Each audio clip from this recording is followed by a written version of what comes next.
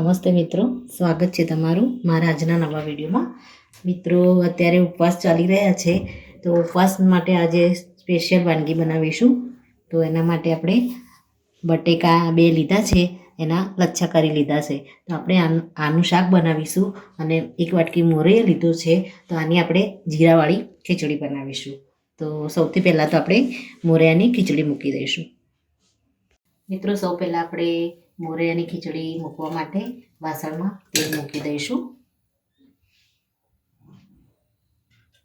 તેલમાં આપણે જીરું એડ કરી દઈશું. જીરાને આપણે થોડું બ્રાઉન થવા દઈશું. જીરું આપણું થોડું તતડે એટલે આપણે એમાં મોરૈયો એડ કરી દઈશું. તો મિત્રો, જીરું સરસ એવું આવી ગયું છે. હવે આપણે મોરૈયાને ધોઈ અને પાણીમાં પલાળીને 2 મિનિટ માટે રાખ્યો છે, એને આપણે આની અંદર એડ કરી દઈશું.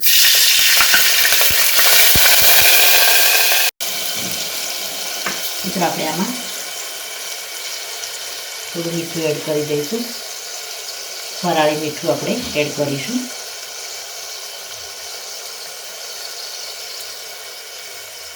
એને ચમચી વડે ચલાવી લઈશું.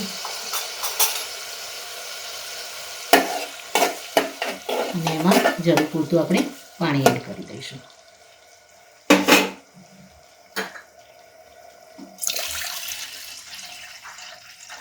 પાણી થોડું મોરૈયામાં વધારે જોઈશે. મોરૈયો પાણી વધારે પીવે છે, એટલે થોડું આપણે વધારે એડ કરીશું. હવે આપણે આને થવા દઈશું. ત્યાં સુધી આપણે બટાકાના લચ્છાની સબ્જી બનાવીશું. મિત્રો, મોરૈયાની ખીચડી થાય ત્યાં સુધી આપણે બટાકાના લચ્છાની આપણે સબ્જી વઘારી દઈશું. તો હવે અહીંયા આપણે જીરું લીધું છે. જીરું આપણું ગરમ થાય એમાં થોડું તેલ એડ કરી દઈશું. એમાં આપણે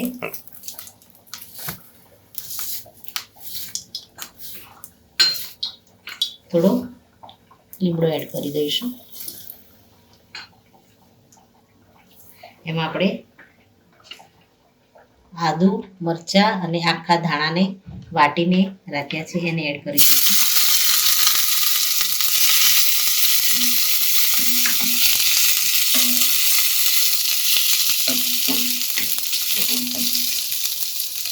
એમાં આપણે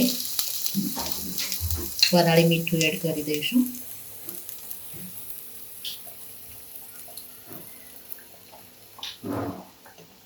થોડી આપણે હળદર એડ કરી દઈશું.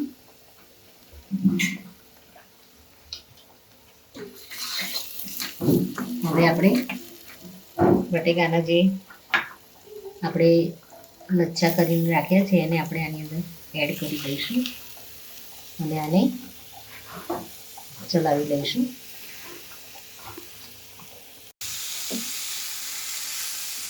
અને આપણે ચલાવી લઈશું.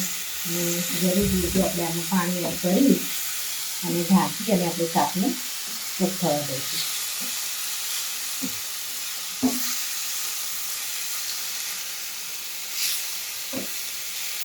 મિત્રો, આપણે હવે જરૂર પૂરતું પાણી એડ કરી અને શાકને ઢાંકી અને આપણે બનાવીશું.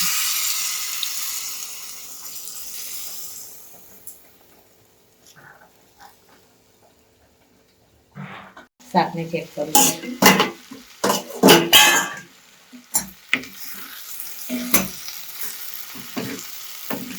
મિત્રો, શાક આપણું સરસ એવું કૂક થઈ ગયું છે. હવે આપણે આમાં સિંગને આપણે જે ક્રશ કરી અને રાખી છે, એને આપણે આની અંદર એડ કરી દઈશું. અને ઉપરથી થોડા ધાણા એડ કરી દઈશું. ઝીણા સમારેલા. એકવાર આપણે આને ચલાવી લઈશું અને ફરી એકવાર ઢાંકી અને 1-2 મિનિટ માટે આપણે આને કૂક થવા દઈશું.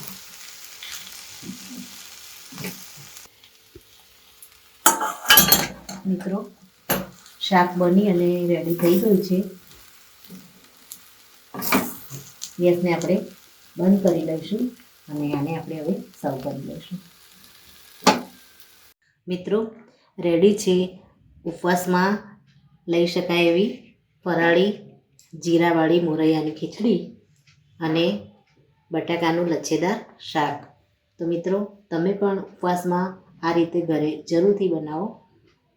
આ સાથે મારો વિડીયો અહીંયા પૂરો થાય છે. જો મારો વિડીયો તમને ગમ્યો હોય તો લાઈક, શેર અને સબસ્ક્રાઈબ કરવાનું ભૂલશો નહીં. અને કમેન્ટમાં જરૂરથી લખો કે મારી આ ફરાળી રેસીપીની વાનગી તમને કેવી લાગી. ફરી મળીએ મિત્રો એક નવા જ વિડીયો સાથે.